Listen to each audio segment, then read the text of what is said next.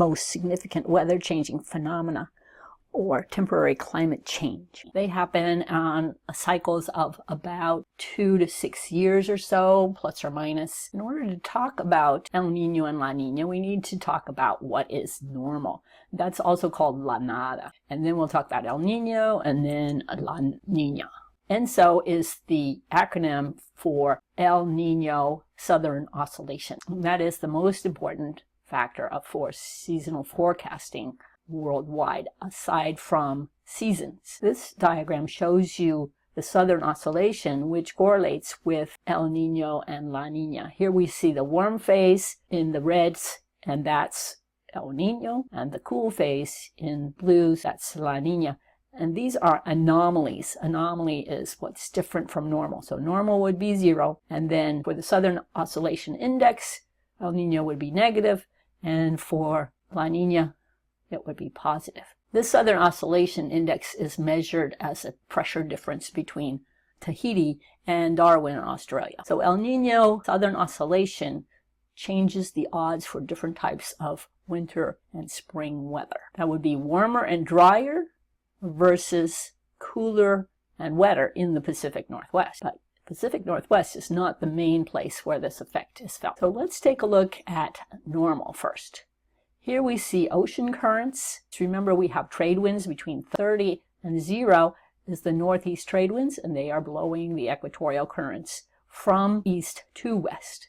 And similarly, from 30 south to 0, we have the southeast trade winds, and they are blowing the southern equatorial currents to the west. Then up here we have currents returning the other direction. That's because of the westerly winds. So between 30 and 60 degrees latitude, we have westerly winds blowing the currents from west to east. And here we have the west wind drift in the southern hemisphere, and that's again blown by the westerly winds between 30 degrees south and 60 degrees south. When the currents bump into a continent, then they split and go 2 different directions. Any current that is moving towards the equator is a cold current. Any current moving away from the equator is a warm current. Normal, or La Nada, those trade winds are blowing those equatorial currents across the ocean and piling up a big pool of warm water over here on the west side of the Pacific Ocean. This is west, this is east. We have this warm pool of water, and that's because of the strong trade winds blowing. That piles up water on the west side of the ocean. If these winds slacken, this is for El Niño now, if these winds slow down or slacken, then the water that is actually piled up. Now that was a pile of water 9 feet high. If wind blows on it, it'll pile up water. And so that water is going to rush back when those winds go away, or even if they slow down. And that return of warm water back to the eastern side of the Pacific Ocean over here is El Niño. Now Walker circulation is a kind of circulation, kind of like the cells we've been talking about, but the cells go north-south, and this goes east-west. So we have this pattern of wind. Here's the strong trade wind blowing, and it blows from east to west, easterly winds blowing from the east, and blowing that warm pool of water over to the west side of the Pacific Ocean. With all that warm water, you get rising air. Rising air condenses, and you get a lot of rain. And that's normal. That's the normal pattern. See, normal year here. Okay, and then that returns and creates a high pressure as you sink, as that air sinks, creating sunny skies. And that's from cold air sinking and warming up and causing evaporation. So we've got dry conditions over here normally, and wet conditions over here normally. And the trade winds blow strongly. As they do that, they're pushing that warm pool of water over. It's making the surface water higher in elevation and more warm water deeper also. So you notice that the warm water here is shallow on this side and deeper on this side. And that pushing that water away from the eastern Pacific here causes upwelling. That upwelling brings nutrients up from deep, and that provides food for fish. And so this would be an excellent fishery during a normal year if the fishing stocks hadn't been depleted by overfishing. Okay, so normal, or la nada, the nothing, this is in December and February. That's the normal pattern. Trade wind blows from the east and creates a warm pool of water. The air warms up because of that warm pool of water, creating that low pressure.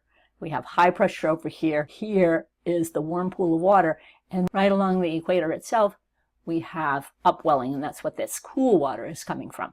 Also, we have upwelling right along the coast here. So low temperatures in the eastern side of the equatorial Pacific. Upwelling, rising water, has lots of nutrients in it.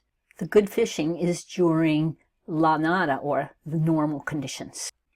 Now, during El Nino, the Walker circulation changes. Now it breaks up into two cells here, and we have the trade winds drop down. In some parts, the trade winds may actually reverse direction. You get a low pressure in the central Pacific near Tahiti, and we've got warm air rising, condensing, and creating more rain. Let's extend that loop a little farther to the east so that the higher pressure over the Amazon and causes drought in the Amazon. Okay, because high pressure like that, sinking air would tend to make sunny skies, not clouds and rain. So we've got a low pressure system in here, or at least lower pressure than it normally is. As a result, notice the water, the warm water, has kind of been distributed more equally across the whole Pacific. Instead of piling it up on this side and making deep warm water on this side, now it's spread out across the Pacific, and that creates warm water opportunity for rising air and more precipitation. So high pressure over in Indonesia causing drought. That also would cause drought in northern Australia. And this is El Nino. We have the warm water in the eastern Pacific with low pressure and more rain. No upwelling. Without upwelling, the fisheries decrease. Now we have drought over here, and we have rain and flooding. Because it's not normal rain, this is abnormal situation, so there's more likely to be flooding. Now, during La Niña, it's a lot like the normal conditions, La Nada or normal, but it's just stronger. It's even more so, okay? So not La Niña is like normal, but stronger. Upwelling, and you get lots of warm water sitting over in the western side of the Pacific Ocean. And the low pressure, lots of rain, even more rain than normal. Even more drought or more dryness than normal over here during La Niña. This series of maps shows you ocean temperatures, SST, sea surface temperature. In degrees C, keeping in mind that about 20 degrees C is something close to 70 degrees Fahrenheit.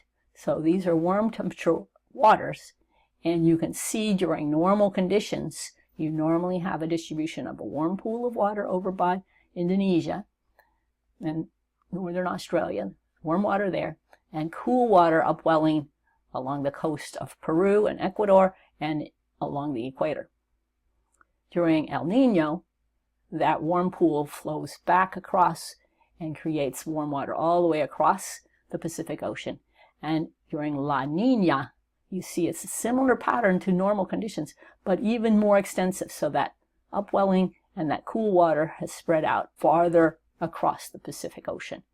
And the warm pool of warm water is much more concentrated or more intense over Indonesia. La Niña here, normal or La Nada, and El Niño. As a result of those changes in the Pacific Ocean, there are changes in the jet stream. So here we see El Niño on top and La Niña below, the patterns of the jet streams. So you see that there are different patterns of where storms come in. During El Nino, we get more storms coming into California, and during La Niña, the storms focus more on the Pacific Northwest. So we'll get a wetter conditions during La Niña. Now, El Nino and La Niña are teleconnections. Teleconnections, like the Southern Oscillation, is a seesaw of pressure differences between Darwin, Australia, and Tahiti. Well, there are other places where there are seesaw patterns of pressure switching back and forth in other parts of the world, and they also influence the climate or the weather over a short period of time, or sometimes a longer period of time, but maybe up to decades. So seesaw pattern, the reason is there's only so much air in the whole atmosphere. And so if you have a high pressure one place, that means there's a low pressure somewhere else to make up for it. So we've got the seesaw. Quantity of air in the atmosphere is fixed. High pressure one place, low pressure in some other place, and then it switches back and forth. Southern oscillation is one example of those teleconnections. We've already talked about the southern oscillation. That's the one that's connected with El Niño and La Niña. There are other ones, including the Arctic oscillation, Pacific decadal oscillation. You may have heard of the Arctic oscillation. People have been emphasizing that quite a bit lately because it really influences the weather in the United States. These maps and these diagrams, we see switches in pressure between different locations in the Atlantic Ocean, and that creates dry conditions in North America, in the far north, in Canada, and wet conditions in Europe if we have what they call the positive phase. Same time, we have wet conditions in the eastern states of the United States and dry conditions in southern Europe, and that switches in the negative phase. Notice the difference between the pressures here and the pressures here. A strong low pressure and a strong high pressure here. A weak low pressure and a weak high pressure here. You can learn more about those in this video if you want to. So the Arctic oscillation is a teleconnection. And this is an example from 2012. You can see these are two different years close together, and you see there was a switch between the positive and the negative phase. This would be the positive phase back in January of 2012, and this would be the negative phase the previous year in 2011. So the Arctic oscillation is seesaw pressure difference between the Arctic and lower latitudes with high differences in pressure, a strong whirlpool of air forming around the North Pole, and a weak whirlpool forming during the negative phase. In some years, when there's a weaker whirlpool, then it allows cold air to escape into the United States, and so you get these extra cold storms coming down into the U.S. And this happened a few times when people were saying, oh, global warming, ha, ha, ha. Global warming is not happening. Look how cold it is. Well, this may actually be a result of global warming, the weakening of that Arctic whirlpool. Other years, a stronger whirlpool keeps the cold air near the pole, reinforcing the impact of La Niña. So that's more of a La Niña-like activity. Strong whirlpool can lead to an Arctic ozone hole if the strength holds until the spring.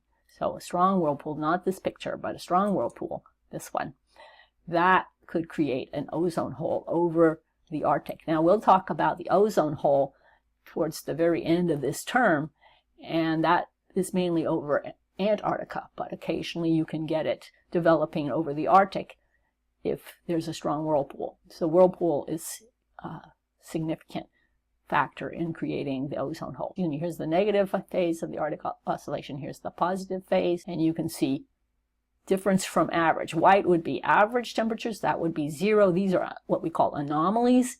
And if it's a dark red, we're talking about something like 7 degrees warmer than normal on average. And if it's a dark blue, then that would be something like 7 degrees cooler than normal on average. And you can see with the negative phase, that's when we have the weaker whirlpool, then the cold air escapes down into the eastern parts of the United States. In the Pacific Northwest, the negative phase doesn't have a huge impact on us in terms of temperature, but during the positive phase, we tend to have cooler temperatures in the Pacific Northwest. These are the temperatures for November through December, November through about December 15th.